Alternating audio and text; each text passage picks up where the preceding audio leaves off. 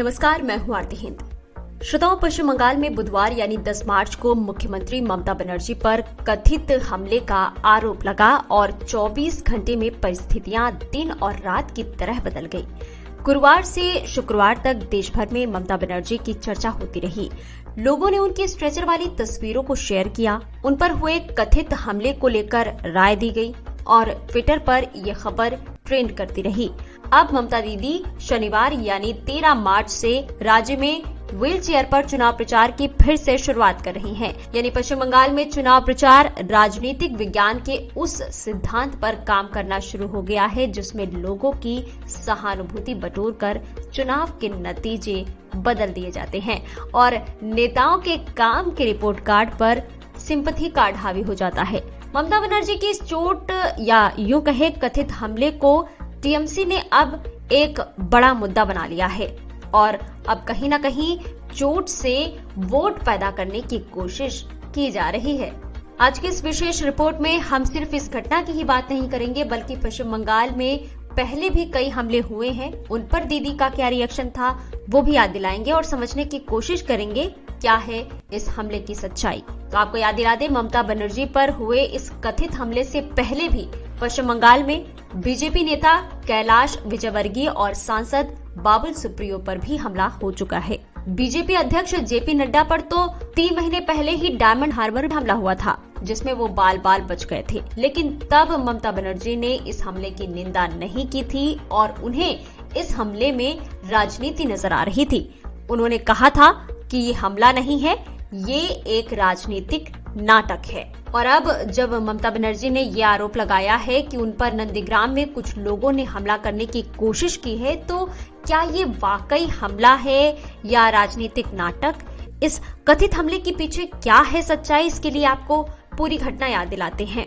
दरअसल जब ममता बनर्जी 10 मार्च को नंदीग्राम में अपना नामांकन भरने के बाद रोड शो निकाल रही थी, तब सड़क के दोनों तरफ काफी भीड़ थी और इस भीड़ को संभालने के लिए भारी पुलिस बल भी मौजूद था। ममता बनर्जी अपनी गाड़ी में ड्राइवर के साथ वाली सीट पर बैठी थी और गाड़ी के दरवाजे बंद थे। जब उनका काफिला थोड़ा और आगे बढ़ा तो ममता बनर्जी ने अपने समर्थकों का अभिवादन स्वीकार करने के लिए गाड़ी का दरवाजा खोला और वो फुट स्टेप पर पैर रखकर खड़ी हो गई। इस दौरान उन्होंने दोनों हाथों को जोड़कर लोगों को धन्यवाद दिया। बड़ी बात यह थी कि तब भी गाड़ी धीरे धीरे चल रही थी और ममता बनर्जी इस तरह खड़े होने से संतुलन नहीं बना पा रही थी और शायद यही वजह थी कि उन्होंने सहारा लेने के लिए अपना बायां हाथ कार की विंडो की तरफ से पकड़ने की कोशिश की। यानी ममता बनर्जी जिस तरह से गाड़ी के दरवाजे पर खड़ी हुई थी, उस स्थिति में उन्हें चोट लगने की संभावना पहले से थी। उनका बायां हाथ गाड़ी की विंडो के अंदर था और ऐसे में जरा सा भी दरवाजा बंद होने पर उन्हें चोट लग सकती थी। घटना से पहले ममता बनर्जी के सिक्योरिटी गार्ड भी उनके आसपास मौजूद थे और एक सिक्योरिटी गार्ड तो उनको लगातार कवर कर रहा था जबकि बाकी पुलिस वाले भीड़ को पीछे कर रहे थे। दावा है कि इसी दौरान ममता बनर्जी पर यह कथित हमला हुआ, लेकिन इसे लेकर कुछ सवाल खड़े होते हैं। इस कथित हमले से जुड़ी कुछ ऐसी बातें हैं जो संदेह पैदा करती हैं। पहली और बड़ी बात यह कि इस घटना के बाद ममता बनर्जी की गाड़ी वहां तब तक रुकी रही जब तक उन्होंने मीडिया को अपना बयान नहीं दे दिया, क्योंकि जब तक मीडिया के कैमरे ममता बनर्जी पर फोकस नहीं थे तब तक उन्होंने अपना सिर पकड़ा हुआ था, जबकि दावे के मुताबिक चोट उनके बाएं पैर में लगी थी। यहाँ ध्यान देने वाली बात यह है कि उस समय तक वहां मौजूद लोगों और पत्रकारों को ये भी नहीं पता था कि ममता बनर्जी को चोट कहाँ लगी है, क्योंकि उन्होंने सिर पकड़ा हुआ था, इसलिए सबको ये लग रहा था कि चोट सिर में लगी है जबकि चोट पैर में लगी थी और ये बात उन्होंने खुद बाद में बताई। दूसरी बात, दावा है कि इस घटना में ममता बनर्जी को ऐसी कोई चोट नहीं आई जिसमें उन्हें खून निकला हो। वो बार बार यही कह रही थी कि दरवाजे में उनका पैर आने से उन्हें चोट आई और गाड़ी का ये दरवाजा जानबूझकर बंद किया गया। खास बात ये भी रही कि उन्हें इस दौरान तुरंत अस्पताल ले जाने की कोशिश नहीं हुई। मीडिया से उन्हें जो कहना था उन्होंने वो सभी बातें कही और इसके बाद उन्हें गाड़ी की पीछे वाली सीट पर लिटा दिया गया। इसके अलावा ममता बनर्जी को हमले के बाद पैर मोड़कर गाड़ी की सीट पर बैठे हुए देखा गया, लेकिन कुछ ही मिनटों के बाद वहां मीडिया आती है तो ममता बनर्जी की तकलीफ बढ़नी शुरू हो जाती है और उन्हें गोद में उठाकर गाड़ी की पीछे वाली सीट पर लिटाया जाता है। तीसरी बात ये कि ममता बनर्जी ने इस घटना के बाद ये आरोप लगाया कि इस कथित हमले के दौरान वहां पर पुलिस मौजूद नहीं थी, जबकि वायरल तस्वीरों में आप पुलिसकर्मियों को भीड़ कंट्रोल करते हुए देख सकते हैं। लेकिन आज जब ममता बनर्जी खुद पर हमले का आरोप लगा रही हैं, तब पश्चिम बंगाल के उन पुराने हमलों को भी याद करना जरूरी है जिसे ममता ने राजनीतिक नाटक करार दिया था। भारतीय निर्वाचन आयोग के मुताबिक 2014 के लोकसभा चुनाव में 16 राजनीतिक कार्यकर्ताओं की हत्या हुई थी, जिनमें से 7 यानी 44% हत्याएं अकेले सिर्फ बंगाल में हुई थी और तब भी ममता बनर्जी ही राज्य की मुख्यमंत्री थी। मई 2008 जब पश्चिम बंगाल में पंचायत चुनाव हुए थे, तब 26 राजनीतिक कार्यकर्ताओं की हत्या हुई थी।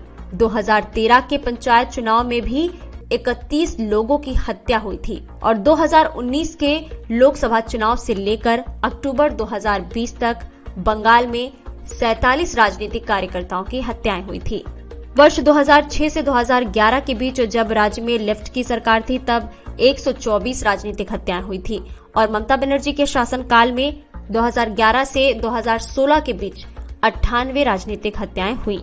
पश्चिम बंगाल में हमला और हमलों की बातों में कुछ खास बदलाव नजर नहीं आ रहा, पर हाँ, इस पूरे घटनाक्रम के दौरान जो सबसे बड़ा बदलाव हुआ वो ये कि अब पश्चिम बंगाल में ममता सरकार के 5 साल के रिपोर्ट कार्ड से ज्यादा ममता बनर्जी की मेडिकल रिपोर्ट की चर्चा हो रही है और ये काम बहुत ही व्यवस्थित तरीके से हो रहा है।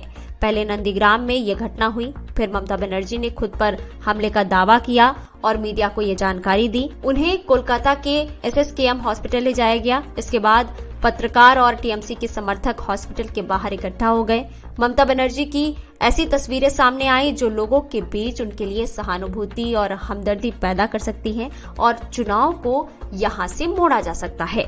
यानी ये सब बहुत ही व्यवस्थित तरीके से हो रहा है और इसे आप ममता दीदी की रणनीतिक समझ कह सकते हैं, जिसके तहत अब वो व्हील चेयर पर चुनाव प्रचार करेंगी। यानी अब वो व्हील चेयर पर अलग अलग विधानसभाओं में जाएंगी और उन पर हुए इस कथित हमले को एक योजनाबद्ध तरीके से बड़ा मुद्दा बनाया जाएगा। चोट से वोट पैदा करने वाली ये राजनीति उस धागे की तरह होती है श्रोताओं, जो दिखता तो कमजोर है, लेकिन जब यही धागा उलझ जाता है तो उसे सुलझाना आसान नहीं होता। और चुनाव में खेले जाने वाले ये सहानुभूति कार्ड भी इसी तरह के होते हैं। अब कोई ममता बनर्जी से उनका रिपोर्ट कार्ड नहीं मांग रहा है, कोई उनसे ये नहीं पूछ रहा है कि उन्होंने पिछले 10 सालों में बंगाल को क्या दिया। हर कोई उन पर हुए कथित हमले की चर्चा कर रहा है और इसमें कुछ लोग उनका समर्थन कर रहे हैं तो कुछ लोगों का मानना है कि ये सब राजनीति का हिस्सा है और ये कथित हमला पश्चिम बंगाल के चुनाव का टर्निंग पॉइंट भी बन सकता है। यहाँ आपको बता दें कि इस तरह के सिंपैथी कार्ड का इस्तेमाल राजनीति में पहली बार नहीं है। आपको ये जानकर आश्चर्य होगा कि 1984 के तमिलनाडु विधानसभा चुनाव में भी कुछ ऐसा ही हुआ था। तब स्वर्गीय नेता MGR के न्यूयॉर्क के एक अस्पताल में खींची गई तस्वीर काफी चर्चित रही थी और इस तस्वीर को उनकी पार्टी AIADMK ने चुनाव में खूब भुनाया था। तब MGR अस्पताल से चुनाव लड़े थे और उन्हें इसमें कामयाबी भी मिली थी।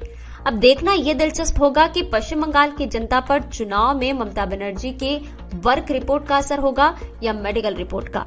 अगर आप में से कोई पश्चिम बंगाल से हो तो कमेंट कर जरूर बताइए कि ममता बनर्जी के कार्यकाल को आप 10 में से कितने नंबर देना चाहेंगे।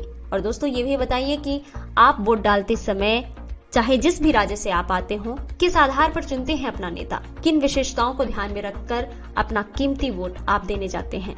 आपके जवाब का हमें इंतजार जरूर रहेगा। रिपोर्ट अच्छी लगी हो तो अपने चित परिचितों के साथ शेयर कीजिए। फिलहाल के लिए इस रिपोर्ट से यहीं पर चाहेंगे इजाजत। प्रदेश और दुनिया की पल पल के अपडेट्स और लगातार ऐसी खास जानकारियों के लिए आप बने रहिए मुख्य खबरें चैनल के साथ। नमस्कार दोस्तों, ऑडियो अगर पसंद आया है तो उसे पूरा सुनने के लिए गूगल प्ले स्टोर से अभी डाउनलोड करें खबरी ऐप।